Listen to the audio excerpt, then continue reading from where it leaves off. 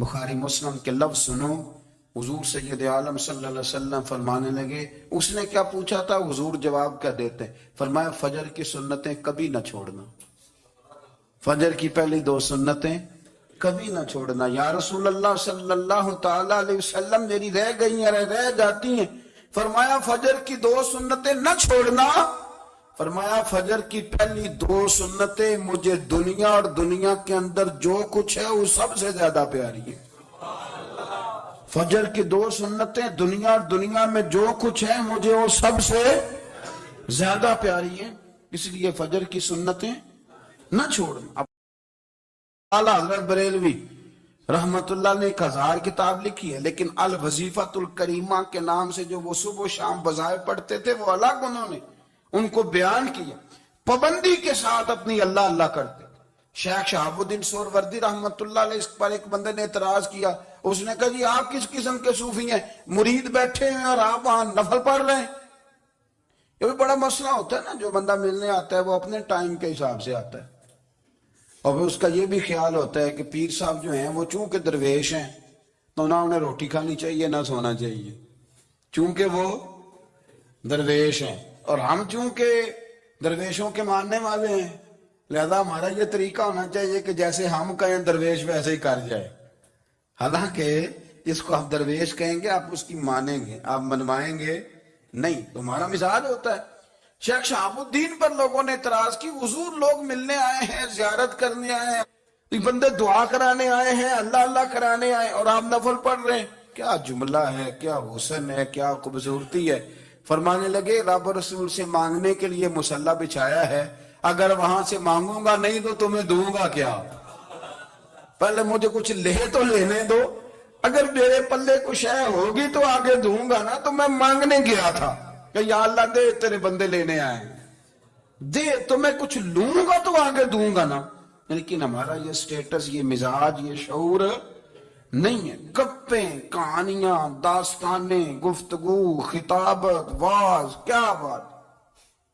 لیکن اگر کچھ کرنے کا کام ہو تو انہی ہم سے ہوتا ہے۔ میرے نبی کریم علیہ السلام نے مصلی سے دل لگانے کا درس دیا، حضور نے توجہ دلائی، صحابہ اس ذوق کے حامل لوگ تھے، وہ کوشش کرتے تھے۔ جناب صدیق اکبر رضی اللہ تعالیٰ عنہ کا عبادت کا مزاج ہمیشہ قائم رہا۔ حضرت عمر فاروق ساری رات اللہ کے حضور کھڑے رہے۔ حضرت عثمان غنی رضی اللہ تعالیٰ عنہ عشاء کی نماز پڑھ کے 2 رکعتوں کی نیت باندھتے تھے، 15 سپارے پہلی رکعت میں پڑھ دیتے تھے اور 15 سپارے قرآن مجید کے دوسری رکعت میں پڑھ دیتے تھے۔ آپ نے نا حضرت عمر فاروق کے وصال کے بعد ان کی ایک بیوہ سے نکاح کیا، حضرت عثمان غنی نے نکاح کیا۔ وہ خاتون آپ کے نکاح میں آئیں تو عرض کرنے لگی امیر المومنین میرے لیے اعزاز تو بہت ہے کہ میں امیر المومنین کی بیوہ تھی تو امیر المومنین کی منکوحہ ہو گئی ہوں، لیکن حضور نہ تو میں جوان ہوں کہ میرے اندر رغبت ہوتی اور نہ میں اب اس قابل ہوں کہ کوئی خدمت کر سکوں، میرے ساتھ نکاح کی وجہ کیا بنی؟ تو عثمان غنی رو پڑے، فرمانے لگے میں نے عمر فاروق کو مسجد میں اپنے رب سے ڈرتے ہوئے دیکھا ہے، میں نے اسے روتے ہوئے دیکھا ہے، عدل کرتے دیکھا ہے، انصاف کرتے دیکھا ہے، امت کی خیر خواہی کرتے دیکھا۔ تمہارے ساتھ نکاح اس لیے کیا ہے کہ تم مجھے یہ بتاؤ کہ عمر فاروق گھر کے اندر اپنے رب کو کیسے راضی کرتے تھے، گھر کے اندر کیسے راضی کرتے تھے، وہ طریقے بتلاؤ، تم بتاتی جانا اور میں بھی اسی طرح گھر میں عبادت کروں۔ میرے رسول کریم علیہ السلام نے ارشاد فرمایا، حضور فرمانے لگے جس گھر میں اللہ کا ذکر ہوتا ہے وہ گھر زندوں کا ہے، اور جس گھر میں رب کریم کا ذکر نہیں ہوتا وہ گھر زندوں کا نہیں ہے۔ گھر نا ہم نا کتابوں میں پڑھتے ہیں کہ ایک بزرگ کہتے ہیں، حضرت فضیل بن عیاض کہتے ہیں کہ میں ایک گلی سے گزر رہا تھا تو گھر کے اندر کسی قاری صاحب نے قرآن کی آیت پڑھ دی، وَلِمَنْ خَافَ مَقَامَ رَبِّهِ جَنَّتَانِ، میں تے میرے کانوں سے ٹکرائی تو اللہ نے میری کایا ہی پلٹ دی، میں توبہ کر گیا۔ اب گھر کے اندر سے آواز آئے تو صحیح نہ تلاوت کی، پر اندر سے آواز آتی نہیں، یا ڈیک بجنے کی آواز آتی ہے، یا ٹی وی چلنے کی آواز آتی ہے، یا دھوم مچانے کی آواز آتی. عبادت کا وہ جو خاص شوق تھا، وہ جو حسن تھا، وہ جو توانائی تھی، وہ جو بات تھی. ایک جگہ پہ ہم بیٹھے تھے تو وہاں ایک صاحب آئے اور انہوں نے آتے ہی کہا کہ مہربانی کریں ذرا مجھے مصلی دے دیں، میرے نہ کچھ نفل رہ گئے. تو میں نے وضو کر لیا تو کوئی مصلی مل جائے. مصلی انہیں دے دیا گیا، وہ مصلی لے کے چلے گئے. تو پیچھے ایک صاحب نے تبصرہ کیا، کہنے کتنا ریاکار بندہ ہے، لوگوں کو دکھا رہا ہے کہ میں نفل پڑھتا ہوں. ہے کو بات کرنے والی. میں نے اسے کہا، میں نے کہا تو مہربانی کرنا اس طرح کی ریاکاری تو بھی کر، پکڑ مصلی اور جا تو بھی تھوڑی ریاکاری کر کے آ. اٹھ ذرا شکر کر، کوئی یہ ریاکار بھی ملا ہے، کوئی نفل پڑھ کے ریاکاری کر رہا ہے. اللہ کا میں کہتا ہوں کو پڑھے تو صحیح نہ یار، یہ کوئی دور ہے نفل پڑھنے کا؟ اس میں تو لوگوں کا مزاج ہی نہیں، طبیعت ہی نہیں. میں نے کہا چل مہربانی کر، یہ لے مصلی اور تو بھی جا تھوڑی سی یا کر یا ریاکاری کرو تو صحیح نا. مزاج ہی نہیں، ذوق. جمعے کی نماز پڑھ کے یوں دنیا بھاگتی ہے، او ہو پتہ نہیں کون سی پیچھے آگ تھی جو بجھائی جائے گی. اور آج تک لوگ مسئلہ پوچھ رہے ہیں کہ جمعے کی بعد والی سنتیں کتنی ہوتی ہیں. میں نے کہا کتنے سال ہو گئے جمعہ پڑھتے، کتنے سال ہو گئے، ابھی تک سنتوں کا نہیں پتا. ابھی تک نہیں علم کے پہلے کتنی رکھتے ہیں اور بعد میں کتنی رکھتے ہیں. فجر کی سنتیں کب پڑھنی چاہیے؟ سنو فجر کی سنتوں کے بارے میں. میرے رسول کریم سید عالم صلی اللہ تعالی علیہ وسلم سے ایک صحابی نے پوچھا تھا، حضور میری فجر کی سنتیں رہ گئیں یا رہ جاتی ہیں تو حکم کیا ہے؟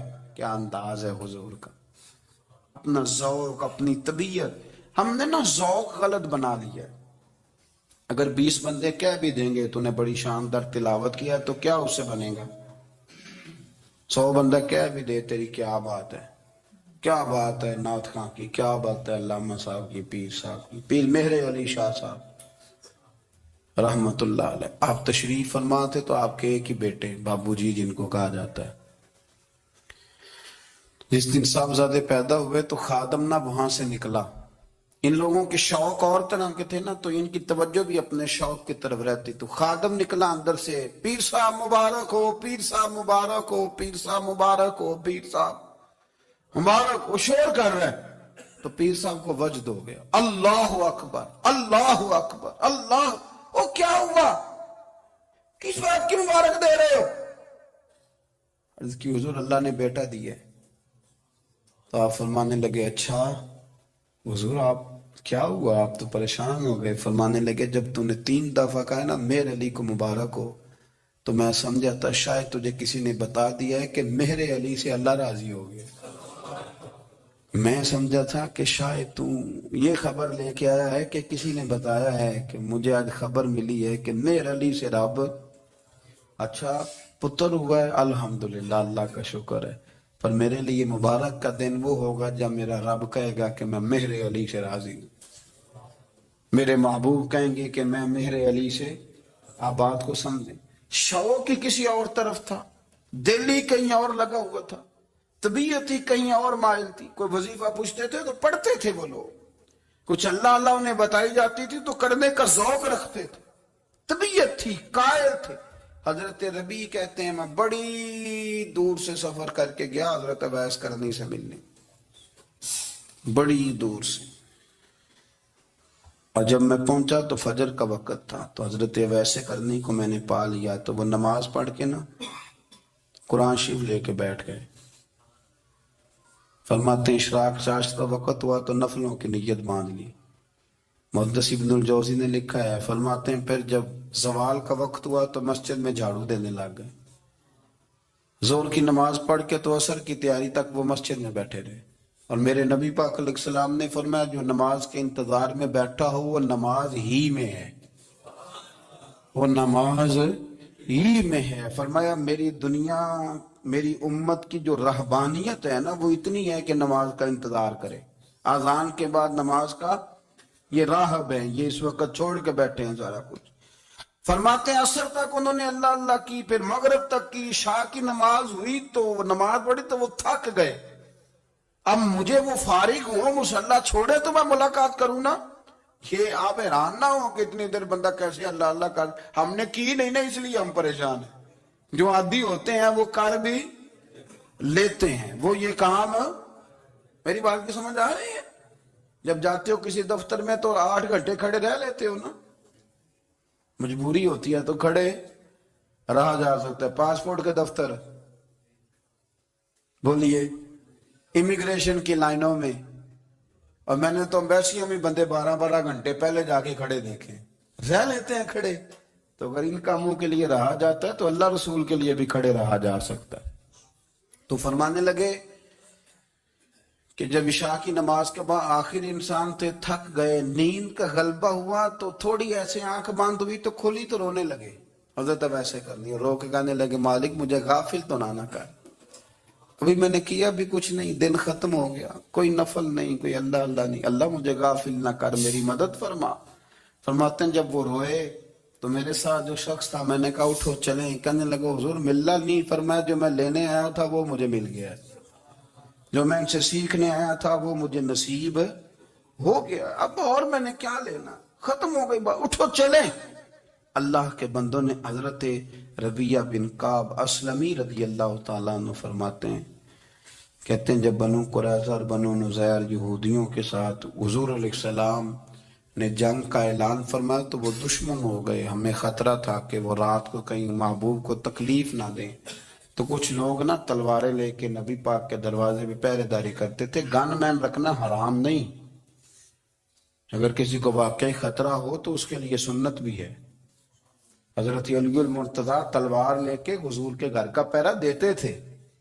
حضرت ربیہ بن کعب اسلمی رضی اللہ تعالیٰ عنہ فرماتے ہیں کہ رات میری ڈیوٹی تھی کہ میں حضور کے گھر کا پہرا دوں گا، تو فرماتے ہیں میں باہر سن رہا تھا، ساری رات ہی میرے نبی پاک نے اللہ کی تسبیح پڑھی، ساری رات، کبھی تسبیح، کبھی تحلیل، کبھی تحمید، کبھی تکبیر، ساری رات۔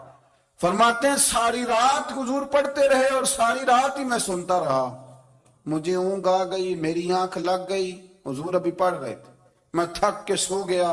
اور فرماتے ہیں جب میری آنکھ دوبارہ سے کھلی تو میرے کانوں میں پھر کوئی چیز گونجی، تو میں نے کان لگایا تو میرے حبیب ابھی بھی اللہ کو یاد کر رہے۔ ساری رات حضور رب کی عبادت کرتے، اسی لیے تو کہا یا ایھا المزمل قم اللیل الا قلیلا، حبیب ساری رات تو نہ جاگا کر، تھوڑا آرام بھی کر لیا کر۔ میرے بھائی اپنا مصلی، اپنی عبادات، اپنے وظائف، اللہ اللہ جو آپ نے کسی سے سیکھی ہے اس کو کبھی کمزور نہ ہونے دیں۔ شجرہ شریف جو کسی بزرگ سے آپ لے لیتے ہیں تو کیا رسم ہے کوئی؟ اس پہ کچھ لکھا ہوتا ہے، وہ پڑھنے کے لیے دیا جاتا ہے، اس پہ لکھا ہوتا ہے کہ یہ اللہ اللہ آپ نے کرنی ہے۔ ساری زندگی کسی اسکول میں داخل ہو گئے اور وہاں جا کے آپ نصاب ہی نہ پڑھیں، کتاب ہی نہ کھولیں تو پاس ہو جائیں گے؟ وہ کہتے ہیں میں 20 سال جاتا رہا ملا کچھ نہیں، تو آپ نے لیا کیا ہے؟